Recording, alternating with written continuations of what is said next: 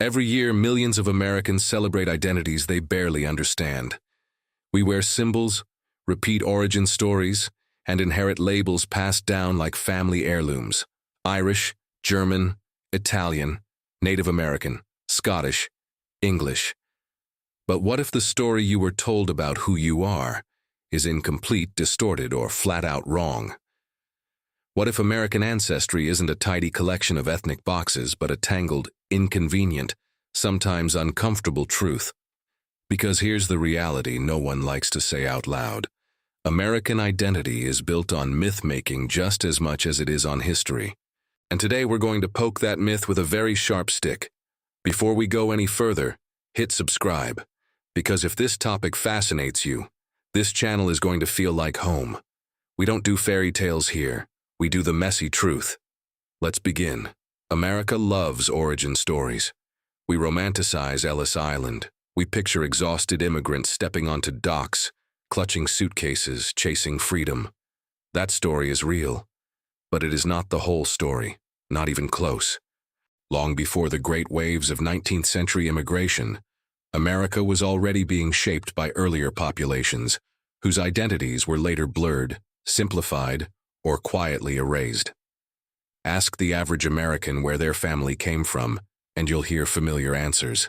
Ireland, Germany, England, maybe a bit of Cherokee. But dig deeper into records, migration timelines, religious affiliations, settlement patterns, and the story often starts shifting. Because ancestry is not just about geography.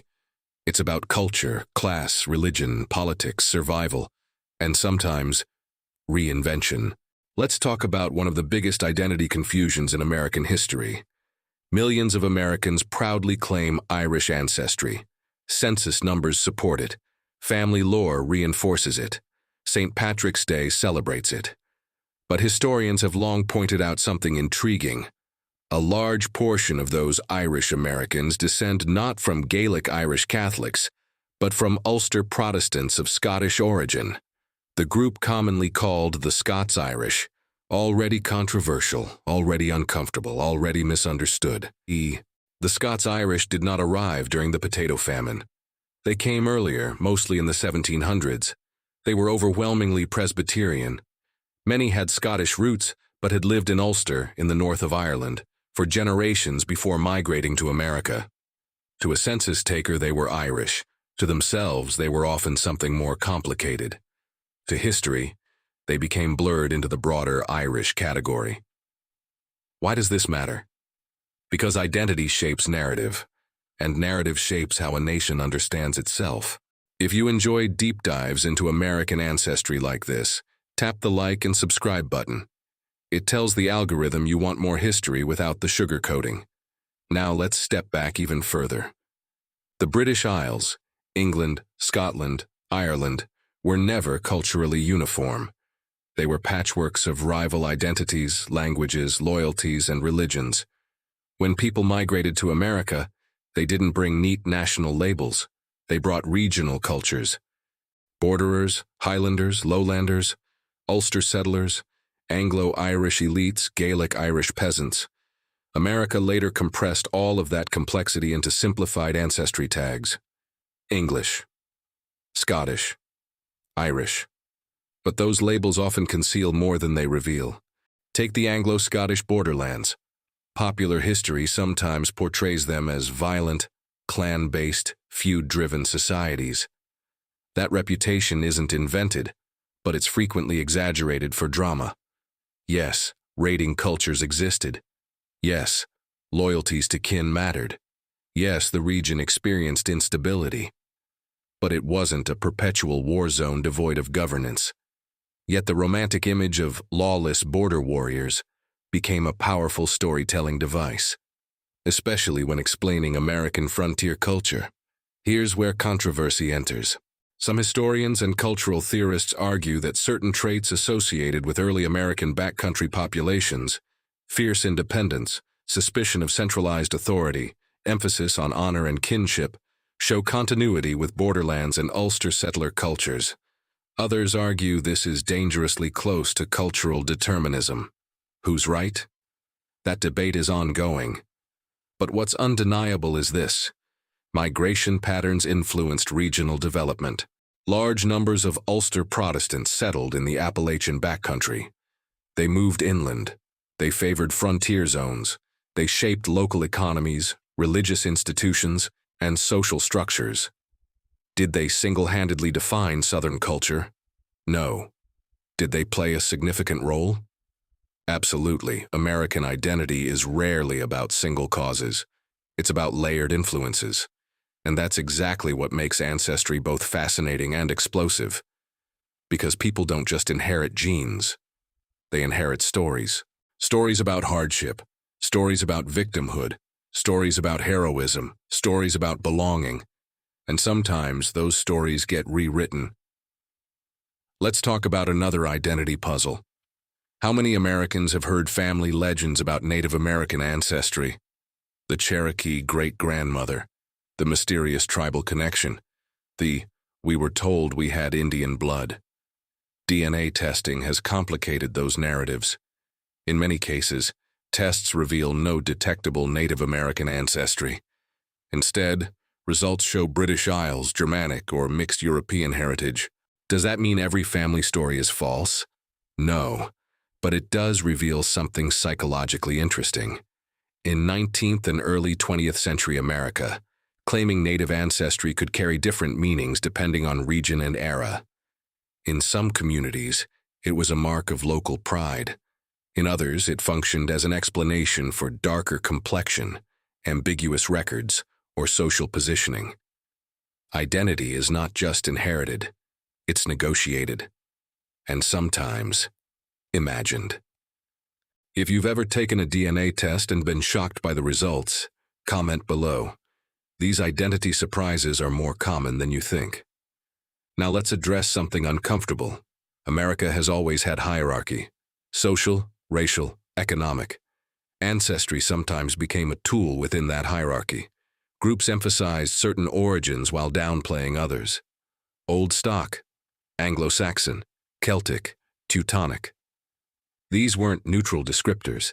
They were political. They shaped immigration policy, social attitudes, and even pseudoscientific theories about national character.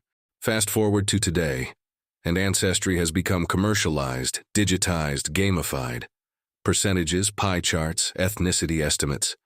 But genetics does not map cleanly onto historical identity. DNA can suggest regional origins.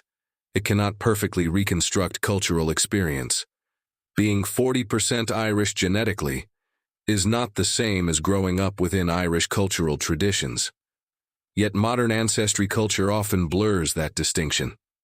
Here's the paradox. Americans obsess over ancestry while simultaneously living in one of the most culturally blended societies in history. We crave roots in a nation defined by mixing, and that tension fuels endless debates. Who gets to claim what identity? What counts as authentic? Does distant ancestry justify cultural belonging? There are no easy answers, only strong opinions, and opinions, especially about identity, generate cliques, arguments, and outrage, which is why these topics explode online. Let's examine the melting pot myth. America is often described as a melting pot, where differences dissolve into a unified national identity. But historians increasingly argue a better metaphor is a mosaic or a stew. Cultures didn't simply melt, they persisted, adapted, hybridized. German communities maintained language for generations.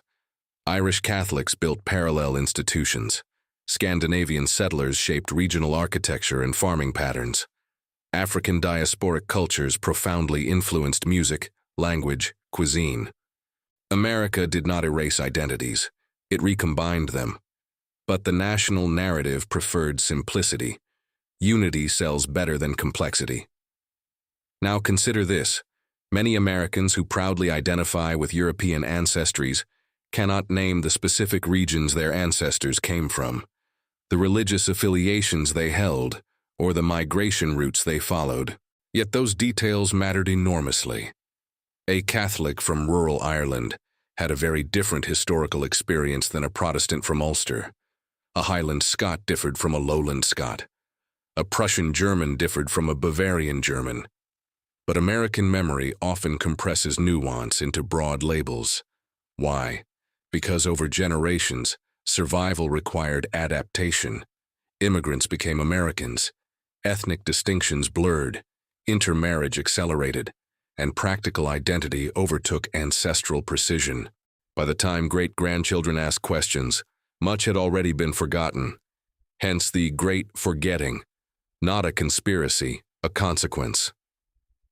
If you enjoy this kind of ancestry analysis, share this video. Seriously, this is how channels like this survive. Let's return to controversy. Are Americans misidentifying themselves? Sometimes. But misidentification isn't always deception. It can be simplification, reinterpretation, or the natural drift of memory. Families often remembered the last departure point, not the deeper origin. Left from Belfast? We're Irish. Left from Hamburg? We're German. Even if identities behind those ports were more complex. Identity is a story humans tell to make sense of belonging. Now let's tackle the psychological angle. Why do ancestry revelations feel so emotional? Because identity is tied to meaning. Meaning about struggle. Meaning about pride. Meaning about uniqueness. Finding out your lineage differs from what you believed can feel like discovering a hidden chapter of your own biography. Sometimes exciting, sometimes destabilizing, sometimes both. And yet, here's the deeper truth. You are not defined solely by ancestry. You are shaped by environment, culture, family, era, opportunity, and personal choice. Genes influence. They do not dictate destiny. But ancestry narratives can influence how communities interpret behavior, values, and history. Which brings us to the modern identity marketplace. Today, ancestry intersects with politics, culture wars, social media branding, and personal storytelling. Labels can confer status, solidarity, victimhood, pride, or controversy. People argue over authenticity, over appropriation, over belonging. But beneath those debates lies something universal. Humans want to know where they come from, even when the answer is complicated, especially when the answer is complicated. So what should we take away from all this? First, American ancestry is far messier than popular narratives suggest. Second, cultural identity and genetic ancestry are related but not identical. Third, many widely repeated family origin stories contain partial truths rather than total accuracy. Fourth, complexity is not a threat, it's reality. And finally, discovering your ancestry should expand your understanding, not shrink your sense of self. Because America's true story is not purity, it's mixture, not a single lineage, but an improbable convergence of histories. If you made it this far, you're exactly the kind of viewer this channel is built for. Subscribe now, because upcoming episodes will dive into German-American myths, lost English ancestry, and the surprising truth about how many Americans underestimate their British roots. American identity isn't a fixed label. It's an evolving negotiation between memory, history, and meaning. And the more we examine it, the more fascinating and controversial it becomes. Welcome to the rabbit hole.